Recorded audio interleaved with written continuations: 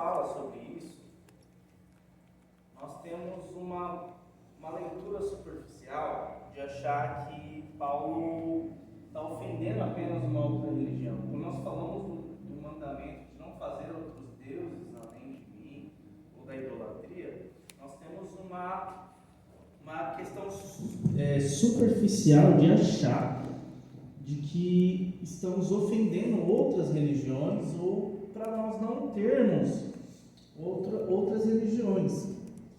E de que essas pessoas, se você comete uma impureza sexual, você não pode fazer parte do reino.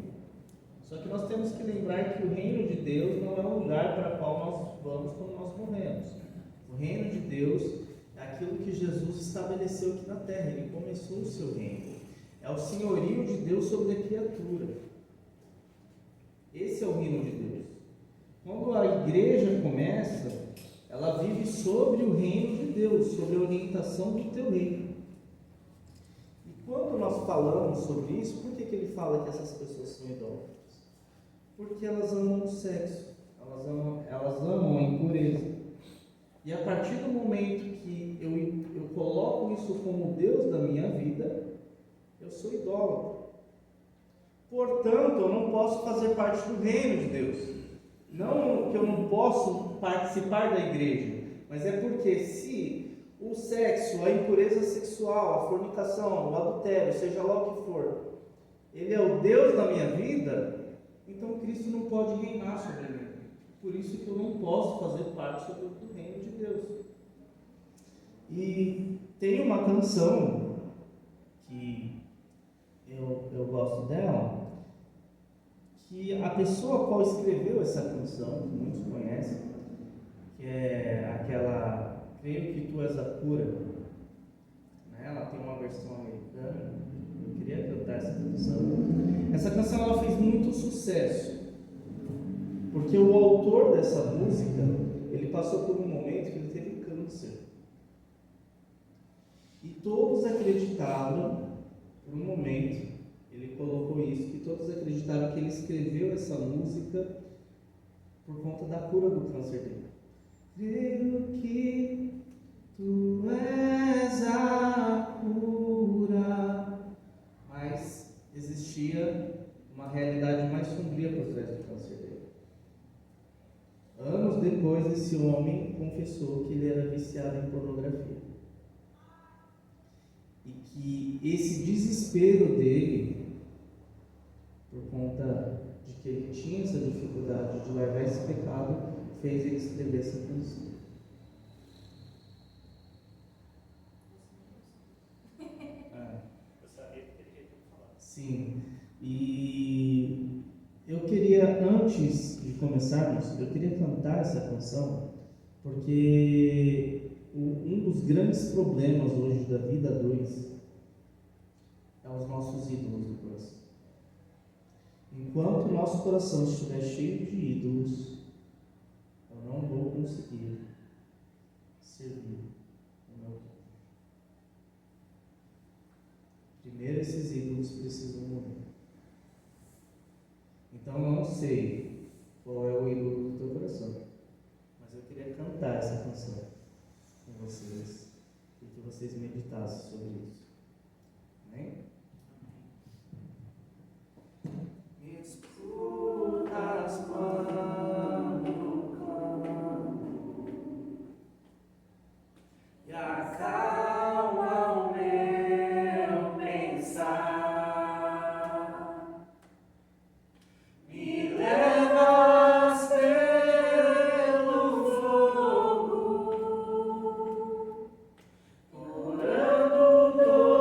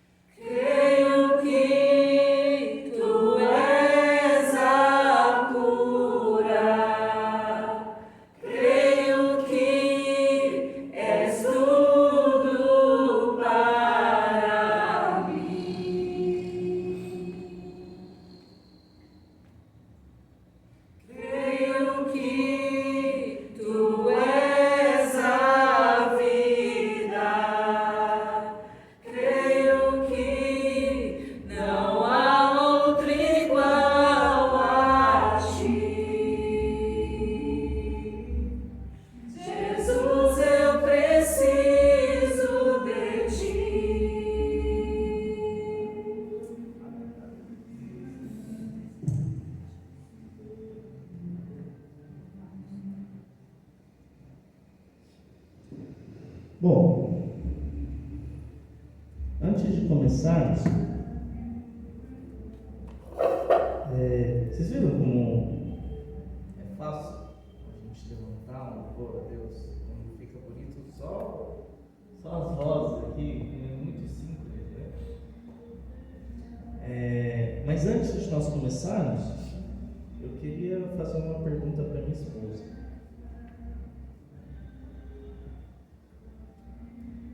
Amor, você sabe por que Deus colocou você na minha vida?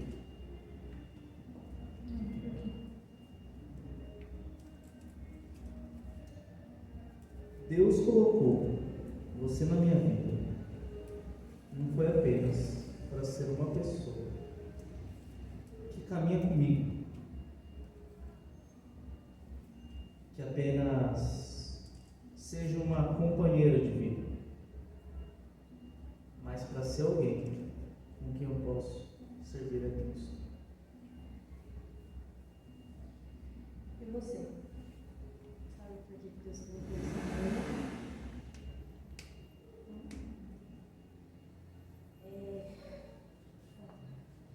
Eu acredito que para que a gente aprendesse a amar, não apenas de palavras, de falar, mas sim de servir. Ação. Amém.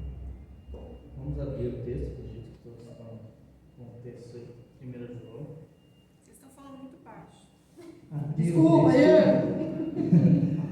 Livro de 1 João, carta 1 João, capítulo 3, a partir do versículo 18, que é o tema desta noite.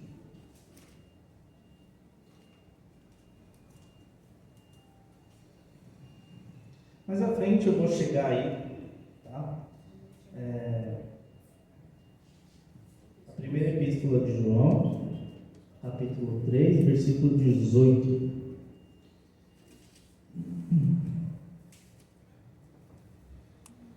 Bom, essa epístola de João foi escrita nos meados de 80 anos depois de Cristo. É uma epístola circular, tá? Então, ela não foi endereçada, porque João não cita nomes, não foi endereçada para um local específico, como nas cartas de Paulo, né? Algumas das cartas, né? A gente leu a carta de Efésios também. Acredita-se que era uma carta circular, embora tenha endereçamento de Éfeso, né?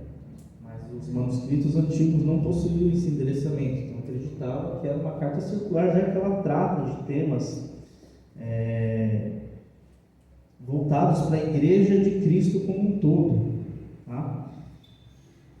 Eu vou ainda entrar nesse detalhe, mas ela é uma carta que ela vai tratar sobre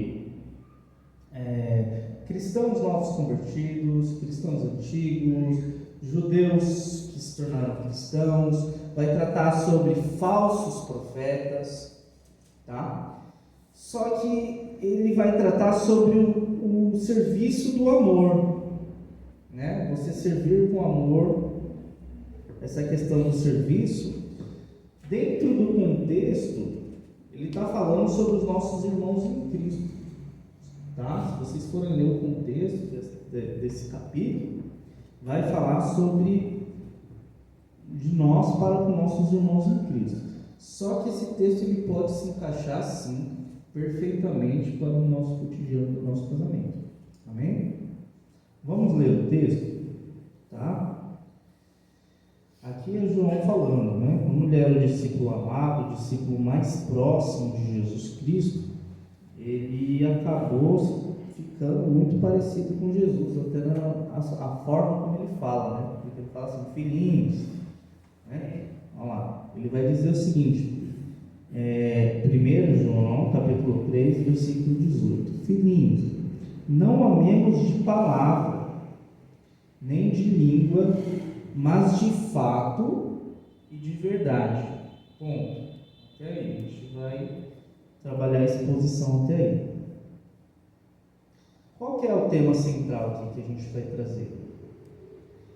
A gente vai compreender que um casal, quando ele verdadeiramente entende o amor de Cristo, ele transforma também o seu casamento em uma ferramenta de serviço para o reino de Deus. Ele vai trabalhar todas as áreas de serviço. Deus chamou a sua igreja para servir. Você está aqui nessa terra para servir, mas dentro do casamento você vai abranger muito mais, porque você vai servir um ao outro, os dois vão servir a Cristo e juntos vocês vão servir a igreja ou as pessoas. Então vai entrar em todas as áreas de serviço. Amém? Só que vamos lá, vamos agora para o texto que é o mais importante, que é o que Deus fala conosco, amém? O primeiro ponto que João estabelece aqui é o contraste. Não amemos de palavra, nem de língua. O que ele está querendo dizer aqui? Pelo contrário, ele não tá, as palavras elas não são algo ruim, gente. Elas precisam ser ditas. Isso é um fato. Então, no dia a dia do casamento, precisa-se dizer eu te amo. Precisa-se dizer palavras de carinho, afetuosas para o seu cônjuge, né? Nós precisamos lembrar de encorajar o nosso cônjuge quando precisa, agradecer quando necessário e demonstrar carinho. Precisa ser feito. Não pode, gente, não entendo que isso é ruim. Precisa ser feito, tá? Que hoje realmente é uma coisa que tem faltado, tá? Precisa se falar, precisa se regar, precisa se pegando até o gancho do último encontro de casais que nossos queridos irmãos aqui, a Laíde, o Lamir, ministraram aqui perfeitamente. Eles falaram sobre a questão de manutenção, né? Deram exemplo sobre a casa ser construída, tem que fazer tudo bonitinho, e com o tempo você tem que fazer a manutenção diária ali. Porque se você deixar passar batido, aquilo vai virando uma bola de neve. Então, uma falta de um obrigado, toda essa parte vai gerar uma bola de neve. Só que o que João está querendo dizer? Ele vai querer entrar numa questão mais profunda. Ele vai dizer que nós não devemos fazer isso apenas com palavras, nem de língua. Ou seja, o grande problema aqui, tem um Beelzebub aqui. O grande problema é quando a boca declara o amor, mas a vida não demonstra esse amor. E no casamento isso acontece facilmente. Muitas das vezes a gente diz eu te amo para o nosso cônjuge, mas eu não ajudo. Muitas das vezes a gente diz eu te amo, mas a gente não escuta. Muitas vezes a gente diz eu te amo, mas a gente não perdoa. Muitas vezes a gente diz eu te amo, mas eu não estou disposto a abrir mão. Muitas vezes a gente diz eu te amo, mas eu não participo daquilo que é importante para você.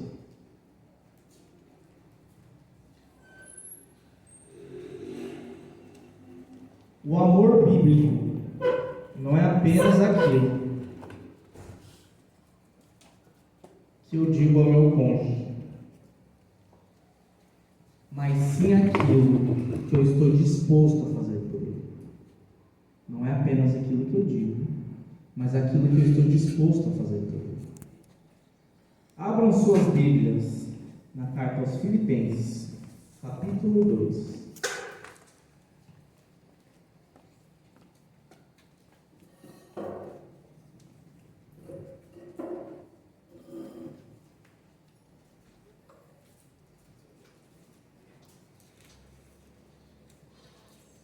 Filipenses, capítulo 2.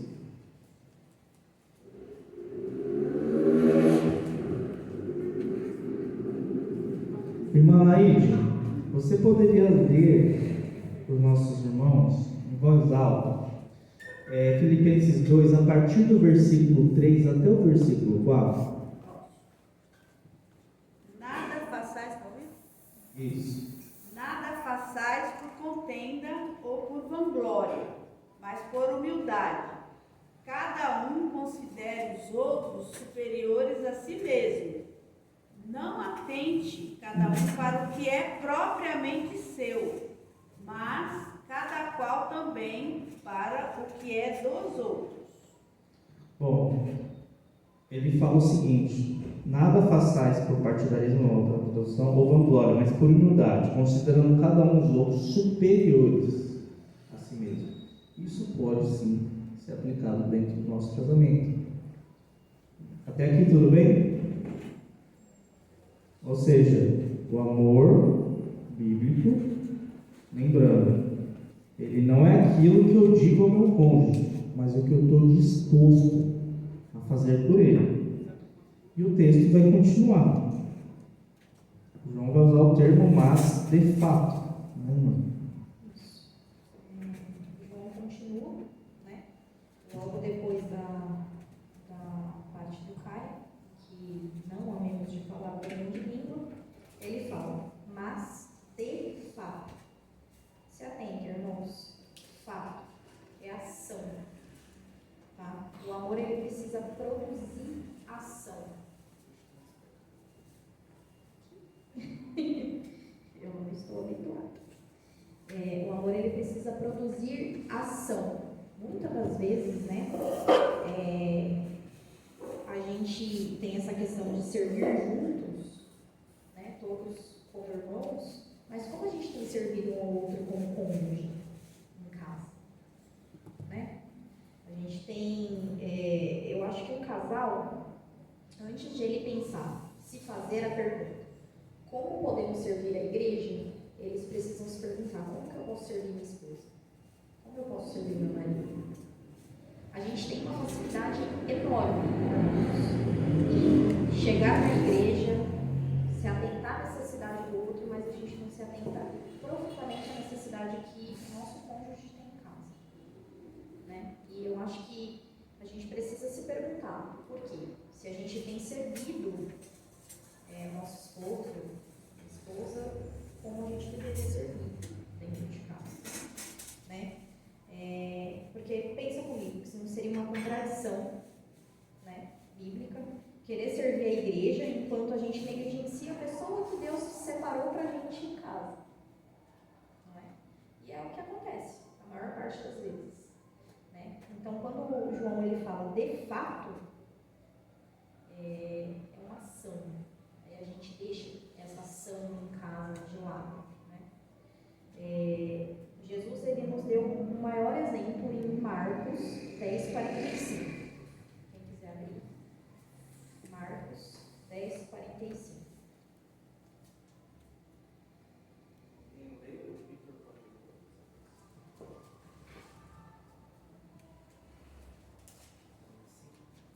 Marcos 10:45. Pois o próprio Filho do Homem não veio para ser servido, mas para servir e dar a sua vida em resgate por muitos. O próprio Cristo, ele tinha o direito, né, de vir para que nós o servíssemos, mas ele serviu a todo momento, né? Você vê ali, meio diante de uma traição, ele lavou os pés dos discípulos, incluindo de Judas. Então, a gente não tem esse hábito de servir dentro da nossa própria casa. Hoje se perdeu isso, né? A gente pensa sempre na necessidade das pessoas primeiro, do que na necessidade do nosso cônjuge em casa. E o servir, irmãos, ele é toque, ele é olho no olho.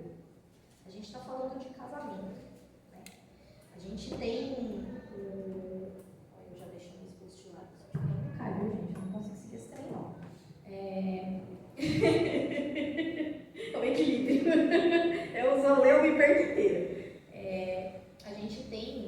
muita a questão do servir, a gente já imagina no lar, principalmente a mulher, né? Uma casa bem organizada, a nossa linguagem do amor do servir é isso, né? Uma casa arrumadinha, cheirosa, roupa bem passada, mas a gente também precisa entender o servir emocional do nosso cônjuge. E isso é o que menos tem acontecido. Inclusive, a falta de elo que se tem no casamento está sendo um dos grandes motivos de destruição dos casais. Porque a gente não consegue entender como a gente entende um irmão na igreja. Chega eu para Michelle, a gente tem uma grande amizade, fala, Mi, você precisa disso, falar disso, a gente aqui entre mulher, né? Você está precisando de alguma coisa, a gente conversa muito bem, fala muito bem, entende o que a outra precisa. E a gente não consegue fazer isso em casa. Olhar no nosso cônjuge e o servir de forma íntima, como a gente não serviria mais ninguém. Não só nos afazeres do lar, não só na nossa vida sexual, que também é uma forma de servir, mas no conversar, no entender o outro. Essa é a forma de servir que hoje tem faltado de uma maneira imensa e que tem destruído os casamentos. Não existe mais esta comunicação, essa forma de servir. E a falta do diálogo, exato. É uma forma de servir importantíssima. Então, essa ação do conversar com o outro olho no olho, do toque, de enquanto você, nem que seja falando eu te amo, você tocar na pessoa, você sentir ela. Porque essa distância, irmãos, da ação, de você falar, de você tocar, ação, agir de fato, tem afastado os casais. Vocês, nós, vários outros casais, se tornam desconhecidos uns dos outros, em dado momento. E aí você olha para outra pessoa e você já não conhece mais quem ela é para você. Isso é um perigo. Porque a gente deixa livre o caminho até lá, mas depois não sabe como voltar ao que era antes. O deixar ir é fácil, mas o reconstruir depois é árduo. É mais árduo do que você manter isso. E muitas vezes a gente escolhe o caminho mais difícil. A gente deixa o de fato de lado, a ação de lado, a forma de servir o outro de maneira íntima de lado.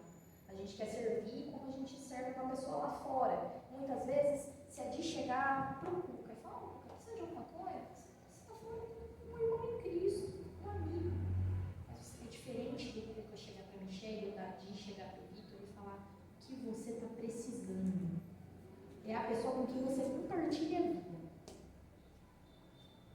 Você compartilha tudo o que você é, que sabe quem você é intimamente. O que um não sabe, o que nós não sabemos um do outro, o nosso cônjuge sabe. E a gente não consegue ter esse nível de intimidade. Essa pergunta tão verdadeira, olho no olho.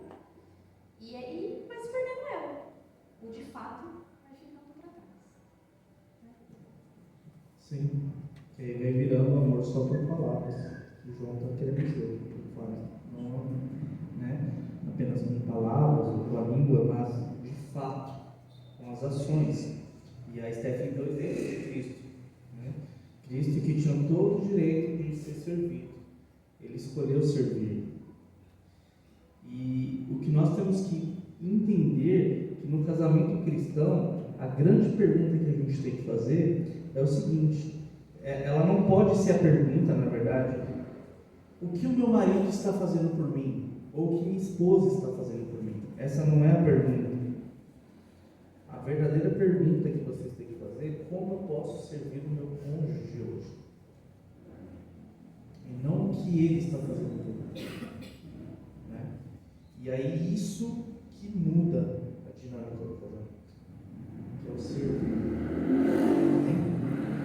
E o servir é difícil, porque assim como eu mencionei antes, se o teu coração está cheio de ídolo, você vai ter servir. Porque servir juntos exige morrer para o ego. E problemas matrimoniais que acontecem hoje, ele não é por falta de amor. Apenas. Ele começa porque existe um egoísmo. Você é o Deus da tua vida. Você quer sentar no trono. O grande pecado do homem é esse. Esse é o pecado original. Qual foi o pecado original? Foi comer o fruto? Não. Apenas. Comer o fruto foi ação. Mas é olhar, existe um Deus soberano, um Deus grande, que criou todas as coisas, que é dono de tudo e que mostra o caminho para ter uma vida completa, digna, de acordo com o que Ele quer. O pecado é olhar para esse Deus e falar: eu não preciso de religião. Eu sou o meu Deus e eu vivo do jeito que eu quero. E nós fazemos isso. O ego começa com o eu quero, com o eu acho, eu mereço. Por que eu tenho que fazer isso? Ela deveria perceber, não vou falar nada não, ela que tem que se tocar. Ah não, ele que tem que se tocar, ele não é doido. Vamos ver até onde ele vai, ele tem que perceber. Só que o Evangelho vai nos ensinar algo diferente. Cristo, ele não veio para exigir os seus direitos, ele veio para entregar a si mesmo. Efésios 5:25. Abre aí.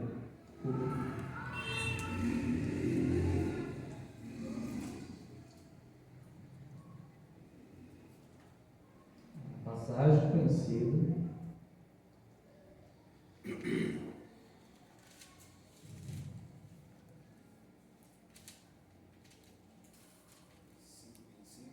Isso. Pode ler. Vós, maridos, amai vossas mulheres, como também Cristo amou a igreja, e assim se entregou por ela. O padrão do marido aqui não é como muitos pensam, não é. Como é que eu faço para minha esposa me servir? Mas sim, como eu posso me entregar para minha esposa? Essa é a pergunta que vocês homens devem fazer. E a esposa também é chamada a viver em submissão ao Senhor, amando e edificando o marido. O grande problema é quando a gente acha que o casamento cristão é uma competição. Ele não é. A gente acha que muitas vezes ele é uma competição para descobrir quem recebe mais, mas sim uma parceria para descobrir quem pode servir mais. Já que vocês querem competir, que vocês compitam em quem pode servir mais. Entende a diferença? Aí é uma competição saudável. Eu acordar de manhã e falar: hoje eu vou servir a Stephanie mais do que ela vai me servir. Hoje eu vou ganhar. Nesse sentido, não, sem vaidade, mas é que a gente faz totalmente ao contrário. Naturalmente. E aí vai vir o próximo ponto, que é o seguinte: que um casal que serve junto, ele também se torna uma bênção para outros casais.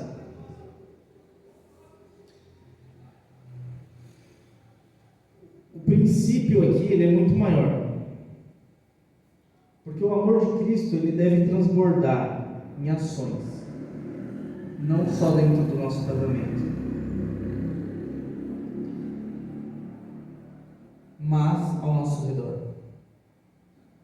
E a pergunta que eu faço para vocês é o seguinte: o que Deus poderia fazer através de vocês se vocês decidissem realmente servir juntos? E quando eu falo servir juntos, como a Stephanie mencionou, o servir não é apenas fazer tarefas. Entenda. Imagina se Cristo viesse cumprir só um script. Vocês acreditam que naquele momento que ele lavou os pés dos discípulos, ele não olhou nos olhos daqueles homens? Ele simplesmente só seguir um roteiro. E a questão é essa: se vocês, com todo o serviço que eu falei, porque o grande privilégio que Deus nos dá dentro do casamento é de servir um ao outro, juntos servirmos a Cristo. Depois de servirmos a Cristo, nós podemos servir outras pessoas. Depois dessa amplitude de serviços, pensem com vocês o que Deus poderia fazer através da vida de vocês, se vocês realmente decidissem servir juntos, em todas as amplitudes. Talvez recebendo pessoas em casa, ajudando o casal em crise, discipulando casais mais novos, servindo na comunidade, visitando enfermos, ajudando uma família necessitada, ensinando seus filhos a servir, acolher pessoas que estão chegando na igreja, orando junto por outras famílias.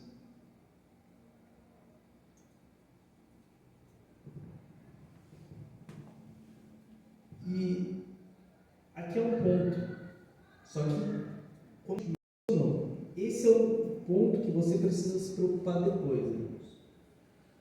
Porque a gente tem o costume de inverter, querer servir a igreja e não servir em casa. Lembre-se, sirvam um ao outro, os dois sirvam a Cristo. Ah, cara, você está colocando Cristo em segundo? Não, presta atenção. Os dois juntos, servindo a Cristo em segundo lugar. Porque eu só consigo servir o outro quando sirvo a Cristo. De forma individual. Se eu não matar o ídolo do meu coração, se realmente eu faço parte do reino de Deus, eu já falei, o reino de Deus é o domínio de Deus sobre suas criaturas. Se Deus domina a minha vida, eu vivo sobre o reino dele. Se eu vivo sobre o reino de Deus, eu sirvo a minha esposa. Se a minha esposa vive no reino de Deus, ela serve o seu marido, serve a mim. Agora, juntos, servimos a Cristo. Servindo a Cristo, conseguimos servir outras pessoas. Caso ao contrário, não atropele. Não tente servir. Não adianta dar banho em mendigo. Não adianta fazer nada dessas coisas. Vocês não conseguem servir um ao outro.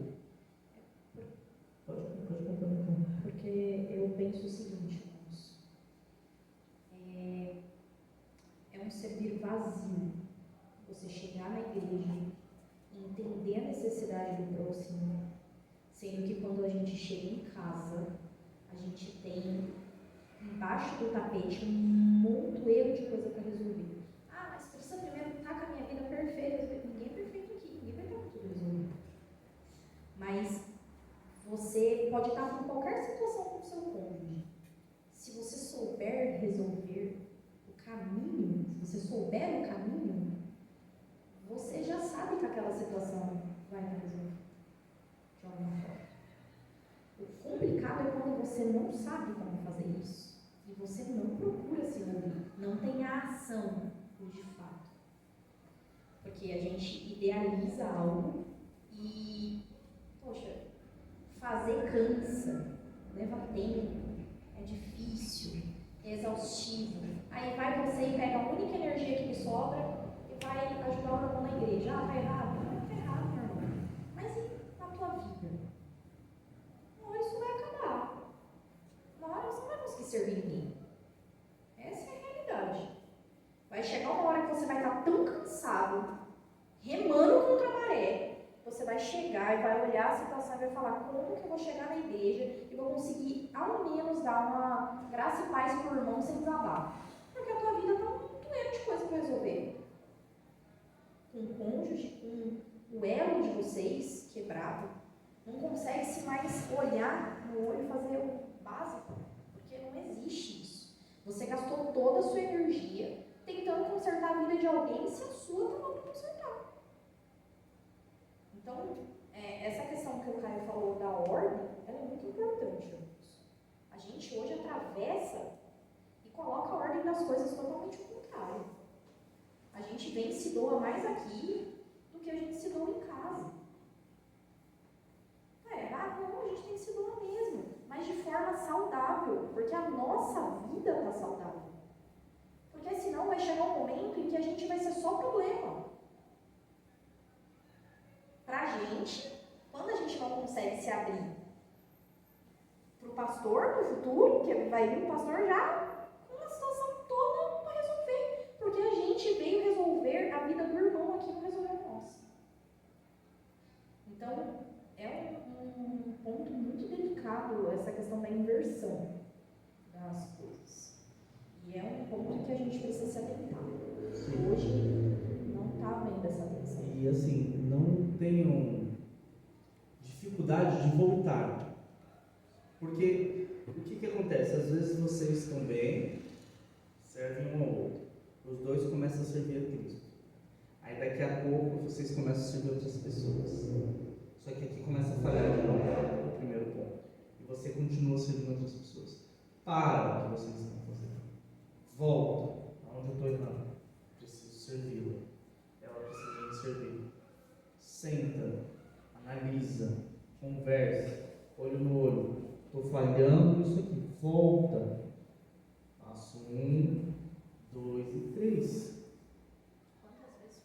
E aí entra a questão, porque se eu não estou conseguindo servir meu cônjuge, desculpa, você não serve a Cristo. Não tem como. O casamento é o maior privilégio que Deus nos deu, de mistério, assim como o relacionamento de Deus com a igreja.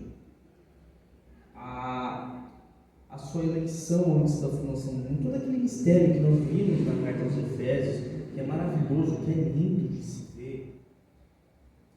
Deus é um Deus triuno, que Ele vive eternamente em relacionamento entre o Pai, o Filho e o Espírito Santo, é um Deus relacionado. E Ele nos dá o privilégio de conseguir compartilhar, não na sua totalidade, mas conseguir entender nem que seja um pouco do que é a Trindade. Sermos um com Cristo, eu e ela e Cristo junto conosco. Ter o privilégio de ter um relacionamento trino entre eu, ela e Cristo.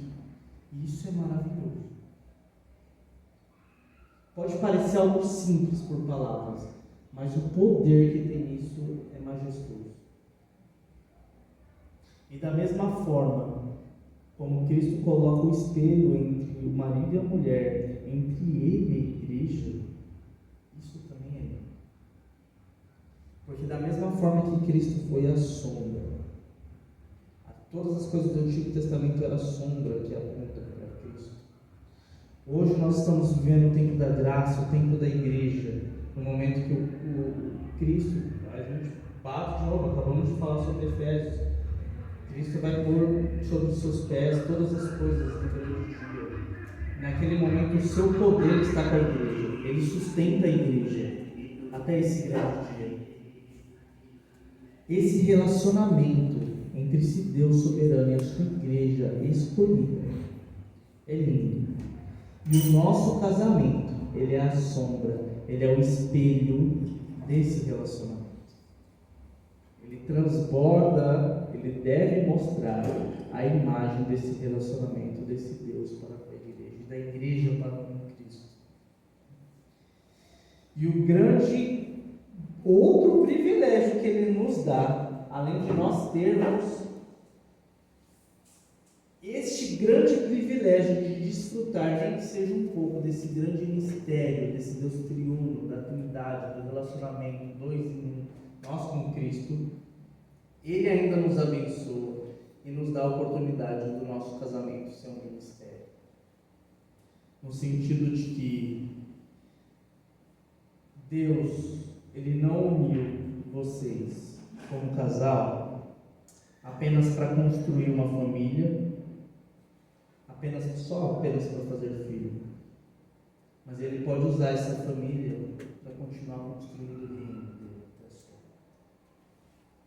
Olha o privilégio que Ele nos dá de nós desfrutar do que, nem que seja um pouco do que ele desfruta com o Pai, com o Espírito.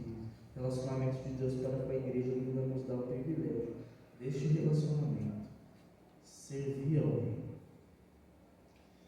E o nosso casamento, ele pode ser um testemunho vivo. Quando um casal perdoa um ao outro, o mundo vê o Evangelho. Quando um casal permanece fiel, o mundo vê o Evangelho. Quando marido e mulher servem um ao outro, o mundo vê o Evangelho. Quando um casal abre as portas da sua casa para abençoar outras pessoas, o mundo vê o Evangelho. Quando um casal permanece unido nas dificuldades, o mundo vê o Evangelho. O casamento cristão, ele não existe apenas para produzir felicidade para duas pessoas. Ele existe debaixo do senhorio de Cristo e pode ser um grande instrumento para a glória de Deus. E agora nós queríamos fazer uma pequena dinâmica com vocês. Antes do Caio começar a dinâmica, hoje aconteceu uma situação isolada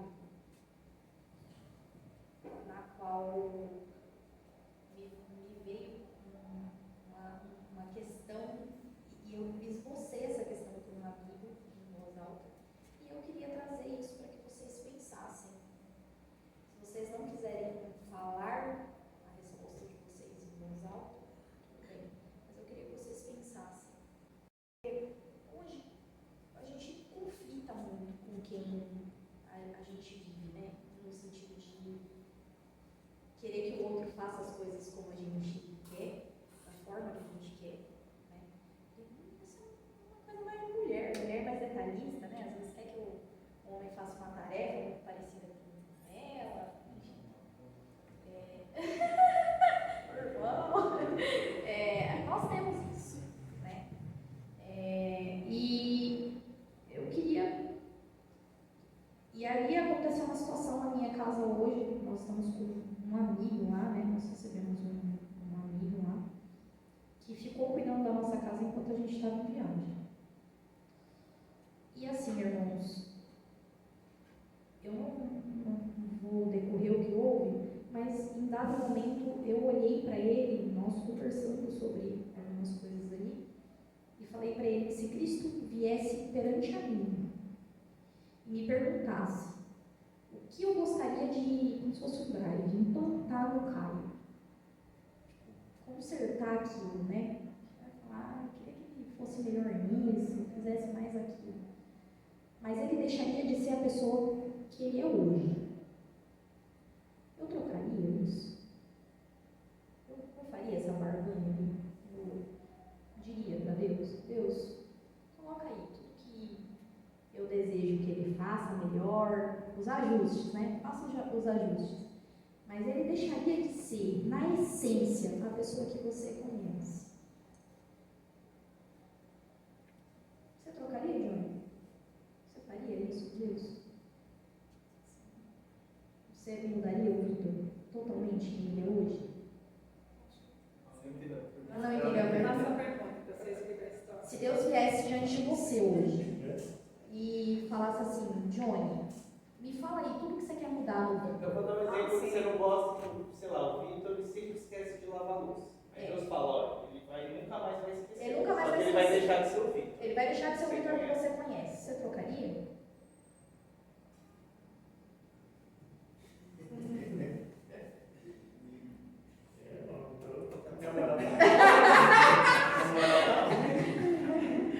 Você trocaria? Você trocaria?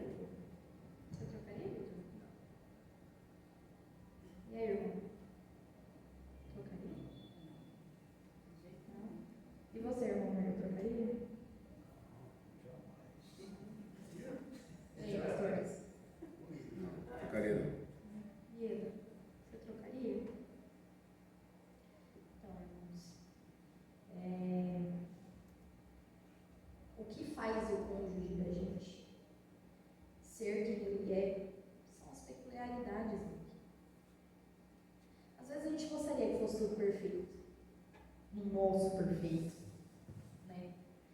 mas deixaria de ser a pessoa que a gente ama. Passaria a ser a gente. É sinal de que você Se ama mais do que você ama o outro. É a sua idolatria. É a idolatria do seu coração. Você quer que a pessoa seja como você. Você está transformando o seu cônjuge em você. Você está transformando o seu cônjuge em você. Então, é complicado isso. Então, hoje, eu estou expondo e perguntando isso para vocês com a maior sinceridade do mundo, para que vocês respondam, até por uma análise pessoal nossa. Porque muitas das vezes a gente faz isso sem perceber. A gente julga muito uma ação do outro, um momento de nervoso, né? Ou porque, eu vou tocar num outro ponto aqui, irmãos, que isso é inevitável, tá? Conforme vai passando os anos do casamento, a gente já não é mais a pessoa que a gente era no começo. E não é por cansaço só, que a vida é outra, é porque a gente muda. As nossas fases mudam. A maternidade muda a gente, é uma fase. A maturidade do casamento também vai mudando a gente com o passar do tempo. Algumas coisas que incomodavam passam a não incomodar mais, simplesmente porque você desistiu de brigar por aquilo. Ou só porque você passou a aceitar, de fato, que a outra pessoa é assim. Mas você muda. E não só você muda, mas o outro também muda. Ele se transforma com as experiências dele, né? E aí a gente tem que lidar com isso. Porque o grande defeito do casal hoje é achar que a gente conhece tudo do outro. Mas se a gente muda constantemente, será que a gente realmente conhece o outro? E a gente vai se reapaixonar pela pessoa que mudou? E quando eu digo mudar, irmãos, não é o cara que estendia um tapete vermelho para a esposa passar no começo do casamento e hoje ele bate nela. Esse tipo de coisa. São mudanças sutis, mas que quando o outro passa a não conhecer, essa sutilidade incomoda.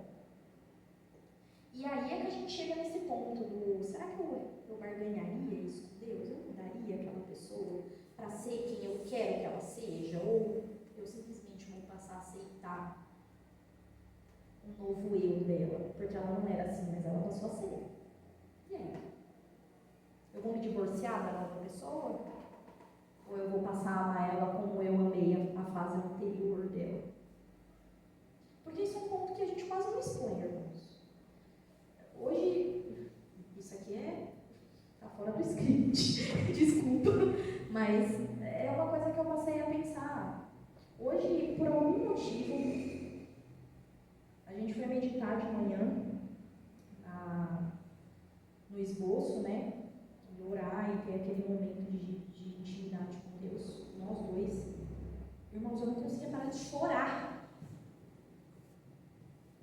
E eu fiquei muito brava, né? Eu fiquei muito brava com aquilo. Eu falei, meu Deus, por quê? A gente estava conversando, tudo que estava escrito aqui, não tinha nada demais. E eu chorava como uma criança. E eu falei, cara, o que está acontecendo? Não tem motivo para isso. Aí ele olhou para mim e falou, talvez você não entenda agora, mas é o tratar de Deus com você.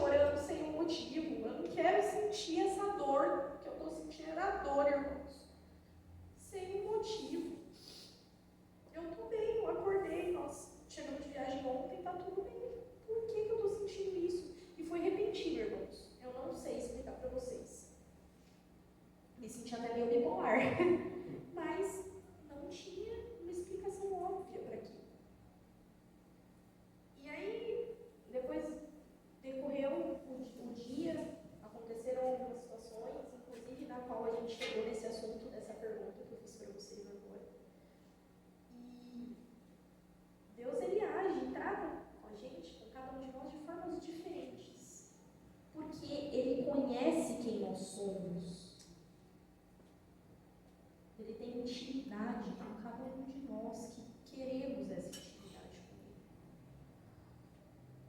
Então ele tratou o Caio de uma forma. O Caio ele é mais lógico, mais pautável. Eu sou mais emocional, mais, enfim, de forma geral, mais emocional do que ele. Mas ainda assim, eu gosto de ter respostas para tudo. Eu não suporto que uma situação aconteça comigo sem uma resposta. E a minha resposta da parte de Deus naquele momento é que só me vinha isso na cabeça. Ele foi conversar com um amigo dele lá fora e eu guardando as malas, as roupas das malas lá dentro, orando e perguntando a Deus por quê. Fala comigo. Por que eu estou sentindo isso? E, irmãos, quando uma família se perde por motivos banais, o elo acaba, Deus sente dor. Não é decepção, é dor. Porque é uma fundação tão importante. Ele é um Deus que sabe de tudo. O que ainda está por vir, o que está acontecendo. Mas a gente, muitas das vezes, deixa situações ao léu demais, né? Dentro de casa, a gente banaliza aquilo que Deus entregou para a gente.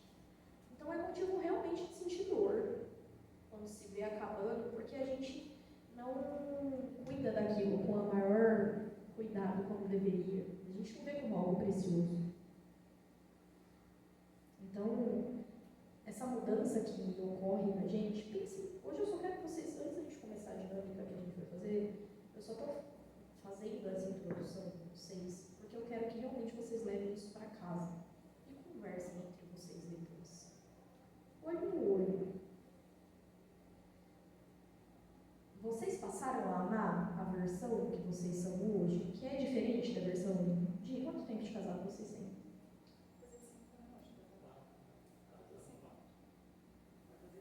Cuca e Michele, que é os nossos. Fala aí, Michele!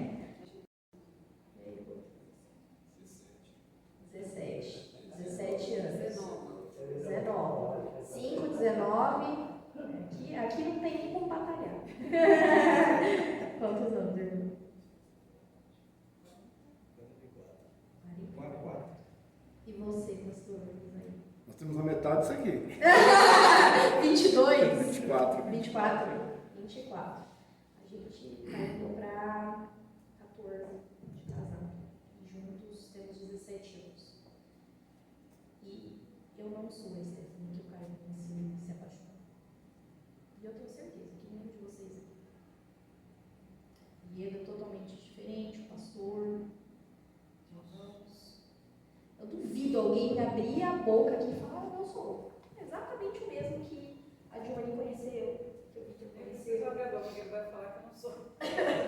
Porque a gente não é. E é assim, as circunstâncias mudam a gente. Às vezes uma coisa que acontece em um único dia muda a gente pro resto da vida. E a caminhada de reconhecer a pessoa é difícil. Porque você conheceu, você precisa reconhecer constantemente. Esses tempos atrás eu li exatamente uma coisa que falava sobre isso. Perguntaram para um casal que tinha 60 anos de casado, perguntaram para o rapaz o que fez aquele casamento durar tanto. E ele respondeu exatamente isso. Eu me apaixonei por todas as versões dela. Porque ela era uma com 20, depois outra com 30, outra com 40, outra com 60. E a gente segue mudando. Então hoje o que destrói é a gente achar que a pessoa vai continuar sendo exatamente o mesmo ou vai receber diariamente um upgrade milagroso, celestial, né? Jesus vai mandar lá de cima um upgrade celestial para a pessoa. Não existe isso, irmãos. A gente exige isso do próximo, mas a gente não faz. Então, essa questão do todos os dias se perguntar como eu vou servir o outro, muda a situação. Sim, até porque mensagens que o pastor pregou a respeito disso, sobre a questão do amor, que é uma decisão. Então, infelizmente, hoje as pessoas elas ficam presas numa versão hollywoodiana de tudo. Então, as pessoas foram bombardeadas com filmes de princesas, com Titanic. Eu gosto de usar esse exemplo até mesmo para os cães, como adestrador de cachorro. As pessoas têm aquela visão de que o cachorro é o melhor amigo do homem, marleieiro, aquela coisa, e compra, não entende a mente do bicho, não sabe como é que funciona e gera problema. E aí as pessoas têm uma tendência de achar o que é o amor. Existe a ideia do amor para o mundo, mas nós conhecemos o amor verdadeiro que é Cristo. Ele é o amor verdadeiro. E como que ele faz com esse amor? É de acordo com o que o mundo prega? Não. Cristo escolheu nos amar, mesmo nós ainda pecadores. Ele nos amou primeiro antes da fundação. Ele escolheu e ele já decidiu se entregar por nós antes de nós tomarmos qualquer ato. E essa é a questão, porque a gente tem uma visão muito distorcida do que é o amor. E o amor cristão, o verdadeiro amor, é serviço. Então, o amor que não sai da boca e não chega às mãos, não ultrapassa a boca, essa pessoa ainda não reconheceu o amor de Cristo. Ela ainda não compreendeu como é ser amado por Cristo. Às vezes as pessoas têm a mania, às vezes eu vejo até pessoas da igreja, cristãos que vão casar. Vamos usar um exemplo aqui. Você vai casar, Deus abençoe. Mas eu já vi pessoas falando, eu conheci fulano. Fulano, ele é uma pessoa perfeita, educado, trabalhador, respeitoso, mas só falta uma coisinha nele. Jesus, faltou tudo. Sabe por quê? Não é um detalhezinho. Porque ele pode ser o príncipe encantado, mas só um cristão verdadeiro vai saber o que é ser amado por Cristo. Um homem verdadeiro que recebe o amor de Cristo vai conseguir transmitir o mesmo amor de Cristo para com sua esposa, assim como Cristo amou a igreja. E da mesma forma a mulher. Se ela não for uma cristã verdadeira, jamais ela vai conseguir compreender esse amor e vai retribuir como a igreja deveria retribuir esse amor. E a pergunta que eu faço é também, pensem com vocês, o nosso casamento ele precisa ser o espelho da relação de Cristo para com a igreja. Vamos trocar. Imagina o seu casamento agora, do jeito que está hoje, a forma como você se relaciona com sua esposa hoje. Se Cristo pudesse fazer assim, a partir de hoje, o meu relacionamento com a igreja vai ser igual ao da tua casa. Como que vai ser?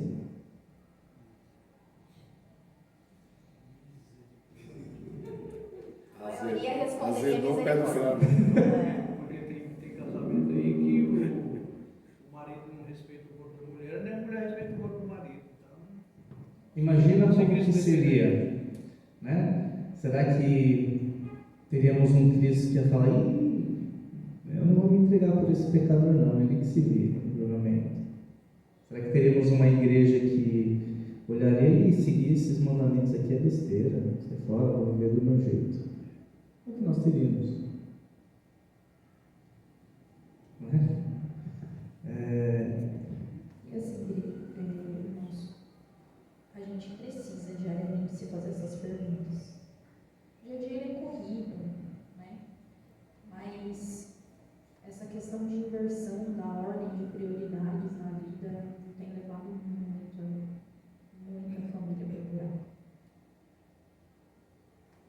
Deposite energia naquilo que você precisa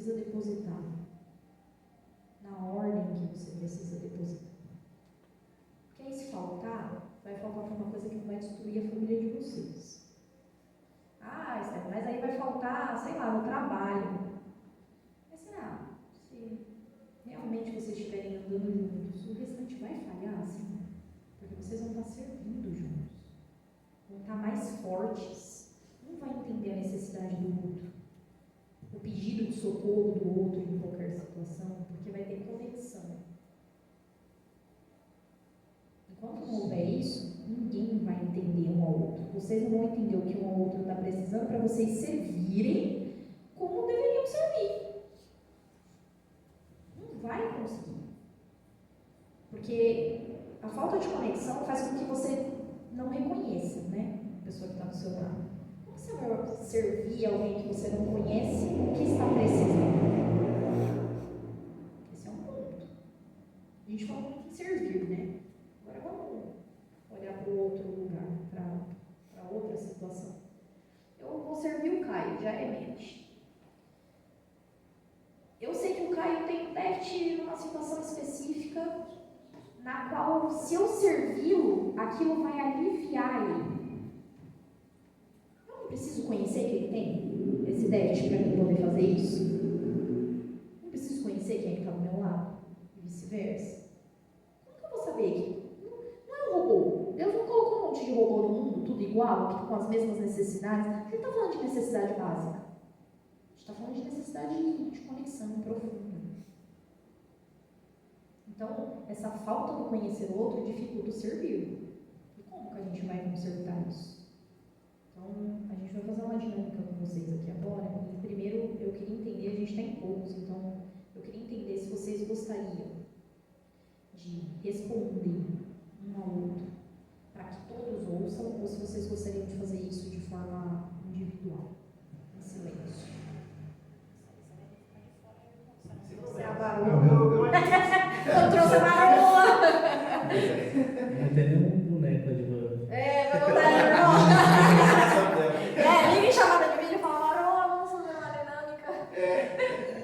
Irmãos, e assim, como ela falou no início, né, da mensagem, a questão do serviço, assim, vamos fazer isso sem etiqueta, sabe? Nada robotizado, se solta, porque a gente tem esse costume, principalmente dentro das famílias cristãs.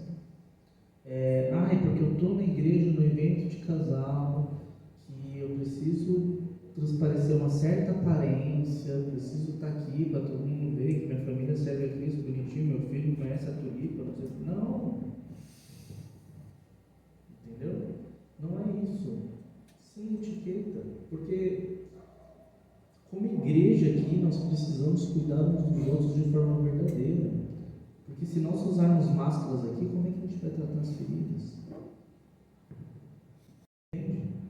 E não é vergonhoso. É como a gente chegar no hospital com uma dor, precisar que o médico cure essa dor, ele te perguntar se é de 0 a 10, você está sentindo 10, você responder que é 3. Ele não vai te dar uma morfina, ele vai te dar no máximo uma dipirona.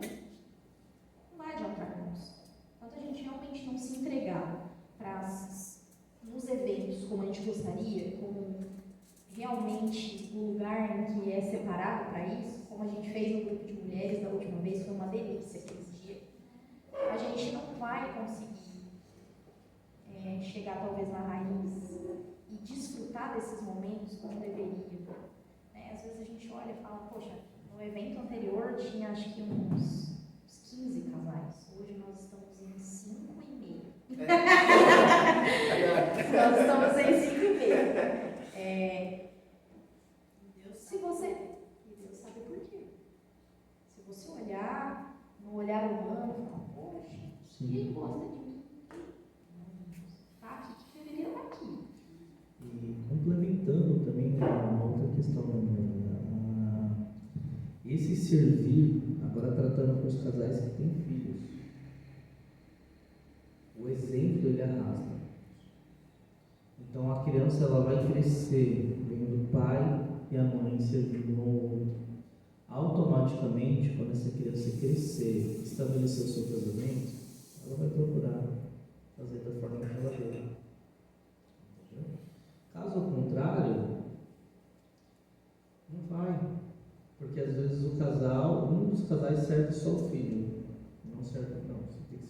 isso, esposa. Esposa serve o marido serve a esposa. E juntos cuidam do filho. E as nossas maiores testemunhas são os nossos filhos. São os Eles filhos. nos conhecem sem máscara dentro de casa. Eu vou expor uma situação aqui que marcou um exemplo, marcou muita gente lá em casa, porque a Ana Júlia, ela não gosta de ver a gente chorando. Ela fica assim sem entender, é choro de alegria, é choro de tristeza, o que está acontecendo? É uma criança muito pequena, ela não sabe discernir isso aí. E esses tempos atrás, eu e o Caio, eu já nem lembro o motivo, mas a gente se desentendeu por alguma coisa num dia anterior à noite. A gente já estava quase indo dormir. A gente costuma não dormir com situações a resolver. Mas a gente se desentendeu próximo da hora de dormir. Uma situação tão boba que eu nem lembro o que aconteceu. E eu fui dormir muito brava. Eu fui dormir muito brava. E ele acordou de manhã, rindo já. Ele acordou de manhã, assim que eu abri o olho, ele fez assim: me perdoa, me desculpa. Ele não me deu nem bom dia. Aí eu só olhei pra cara dele e fiz: eu preciso tomar o meu café e depois a gente conversa. Levantei, fiz o nosso café, o meu e o dele. E ao invés da gente sentar na cama, que a Aninha estava tomando café e assistindo TV, nós fomos pro quarto do lado, onde fica o nosso guarda-roupa. É que eu fiz a minha sala um quarto. A gente foi pra, de fato, onde seria o quarto. Sentamos no chão, porque não tem nada lá pra sentar. Então, de frente pro outro, e vamos tomar café e conversar. No meio da conversa, eu emocionalmente comecei a chorar, mas eu não chorei porque a gente estava discutindo. Eu chorei porque a gente estava conversando. E toda hora ela ia lá, né, Caio? Ela ficava assim, ó. Ela botava a cabeça no guarda-roupa e tirava. Aí ela botava a cabeça no guarda-roupa, só dava pra ver a cabecinha dela aí e voltando.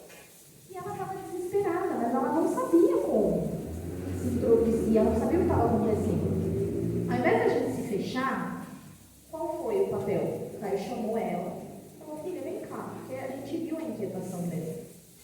Tinha acabado de acordar, o que tá pegando, né? Tá todo mundo chorando já, acabou de abrir o olho. Ele chamou ela, sentou ela no colo dele e falou: filha, papai e a mamãe tá conversando, que aconteceu uma situação que a gente se entendeu, mas tá tudo bem, a mamãe não tá chorando porque a gente tá brigando, a gente tá bem. Aí ela fez: vocês estão chorando de felicidade? Aí eu falei: a gente tá feliz porque a gente tá bem, a gente tá pedindo desculpa, então é importante, irmãos, você explicar para os seus filhos que o que está acontecendo ali é Cristo no casamento. Está um perdoando o outro. Como que ela vai aprender e levar isso para a vida dela se a gente simplesmente só chegar e falar: não, isso é assunto de adulto? Uma coisa é você sentar a criança, ela vê o que você está discutindo, ali, o que você está conversando, o que você está acertando. Outra é você chamar e falar: ó, ela é muito pequena, ela não entende, aqui está acontecendo perdão. Está acontecendo, estamos, né, conversando sobre uma situação, se alinhando, que isso é ser família. E hoje eu fui sozinho deixar ela na casa da minha mãe. Minha mãe saiu, só estava meu pai lá e minha irmã, né, para a gente poder vir aqui, né, quando casar. Eu falei: ó, tá aí. Aí meu pai falou assim: vem cá dar um beijo no rosto e tal. Aí ela chegou e falou assim: não vão segredo. Aí meu pai falou: conta. Meu pai e minha mãe namoram lá na igreja.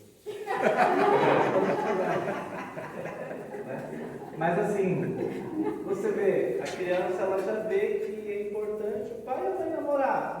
Hoje muitos filhos nunca nem presenciou, porque o marido e a esposa mal Deixa eu pegam pôr na mão legenda, dele, tá? deixa eu pôr legenda aqui, gente. O namorar, quando eu e o Caio, a gente chega perto, que ele encosta a cabeça em mim, ou ela vê que a gente tá, ó, carinho. Ela olha e fala: vocês estão namorando. Então ela tem isso na cabeça dela. Quando a gente se aproxima, a gente toca o outro, faz um carinho, a gente tá namorando. Então, isso é importante, porque senão os nossos filhos nunca vão saber o que é isso. Eles vão robotizar uma relação e no futuro eles vão descobrir a duras penas que não é um casamento feliz. Bom, alguém precisa ir no banheiro agora? Precisar essa hora. Alguém vai ter aí, tá vendo a perna? Ou bateu a... Vai começar, né, irmão? Olha. O charuto está no beijo.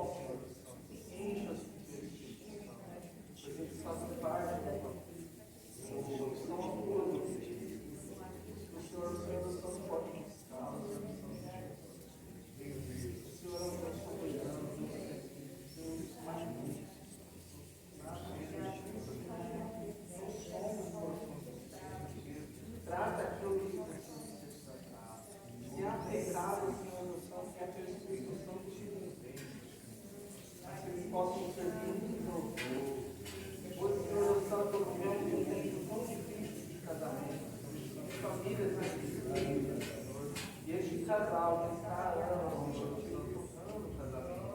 Que o Senhor possa fortificá-los, Senhor. Vem ensinar os dois a servir um ao outro, meu Pai amado. Assim como o Senhor, que é aquele supremo, o Deus verdadeiro, poderia ter sido servido aqui, mas o Senhor escolheu servir.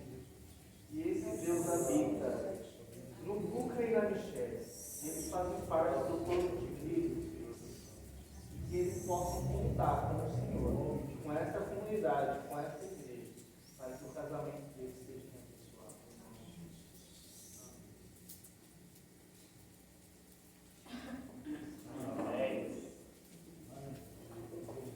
Casal 4x4, né?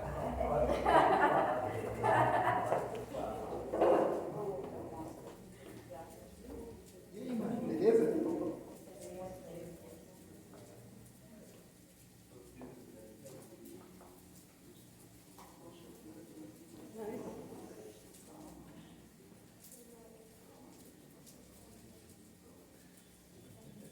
Bom, vamos orar para esses guerreiros aqui. Já trabalhou muito na obra do Senhor. E que o Senhor venha continuar abençoando a vida deles, o casamento deles. Eles continuem sendo esse casal que serve a igreja e é um espelho para outras igrejas. Amém? Meu Deus e meu Pai, meu santo Deus do trono, eu venho aqui agora, Senhor, eu santo pedir pela vida da minha irmã Maria, do meu irmão Augusto, a qual faz parte dessa comunidade, e Jesus vai ter um nome Cristo também. Vai ter os meus irmãos, Senhor, santo, que já batalharam, já enfrentaram tantas dificuldades, e eu sei, meu Pai amado, só Tu és o Deus soberano, que se não fosse por ti, esse casamento não teria cura.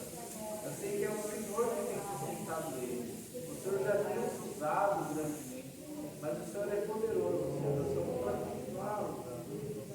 Que eles continuem, Pai amado, com esse amor. Senhor do céu, que eles possam desfrutar deste casamento até a sua volta, Senhor. Para que eles juntos possam, Senhor do céu, servir na glória, juntos podemos cantar aleluia. Até lá, Senhor do céu, que eles possam desfrutar desse casamento. Que eles possam, Senhor do céu, continuar abençoando outras vidas. Porque eles têm um grande peso aqui na nossa comunidade, Senhor do céu. Portanto, eu quero pedir, Senhor do céu, que o Senhor não me dá a vida da Laíde, do Almir, cuide da saúde desse casal, Senhor do céu.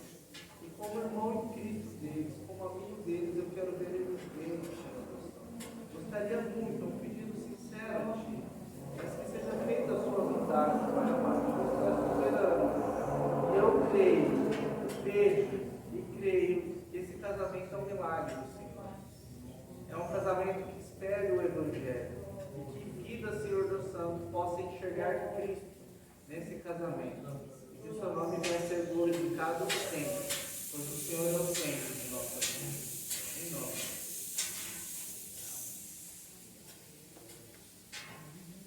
Minha casal abençoado. Venha, pastor, desfoque da comida. O pai. Está no próprio lugar. Está quase, está quase.